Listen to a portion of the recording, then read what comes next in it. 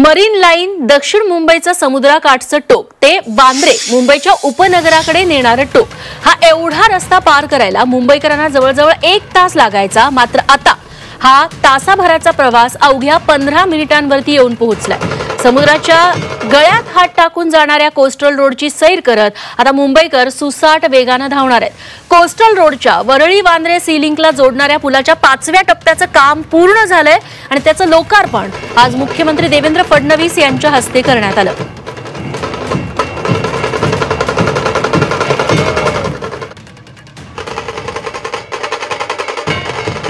प्रजासत्ताक दिनी लोकार्पण झालेल्या या पुलाची नेमकी वैशिष्ट्ये काय आहेत आपण बघूयात।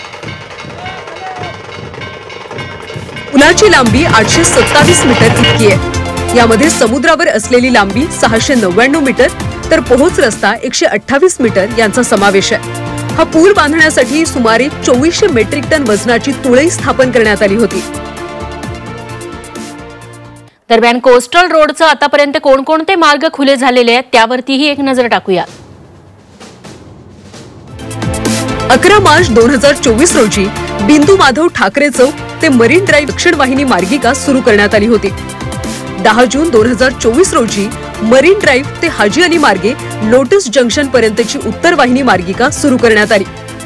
11 जुलै 2024 रोजी हाजी अली ते वांद्रे वरळी सागरी सेतूला जाण्यासाठी खान अब्दुल गफार खान मार्गाला जोडण्यात येणारी मार्गिका खुली करण्यात आली।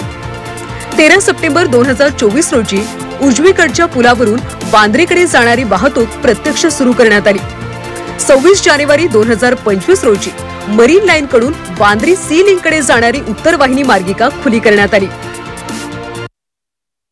लोकार्पण कार्यक्रमानंतर मुख्यमंत्री देवेंद्र फडणवीस आणि उपमुख्यमंत्री एकनाथ शिंदे यांनी काय प्रतिक्रिया दिली आहे ऐकूया। आता केवळ एक प्रभादेवी कनेक्टर याचा बाकी आहे, जो फेब्रुवारी संपता तो देखील पूर्ण होईल। या कनेक्टरमुळे नरिमन पॉइंट पासून वांद्रेपर्यंत पूर्णपणे सीमलेस कनेक्टिव्हिटी ही आता तयार झालेली आहे आणि उद्या सकाळपासून ही मुंबईकरांकरता खुली होणार आहे।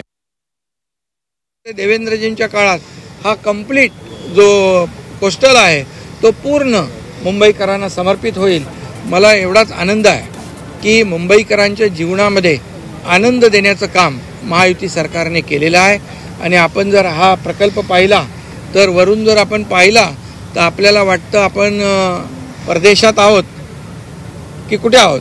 आणि मला माहिती आहे की यूट्यूबवर देखील आपला ब्रिज दाखवून एक कुठला ब्रिज आहे तर लोक म्हणतात परदेशातला आहे, पण अशा प्रकारचा ब्रिज या मुंबईत होतोय हे मुंबईसाठी अतिशय गौरवाची बाब आहे।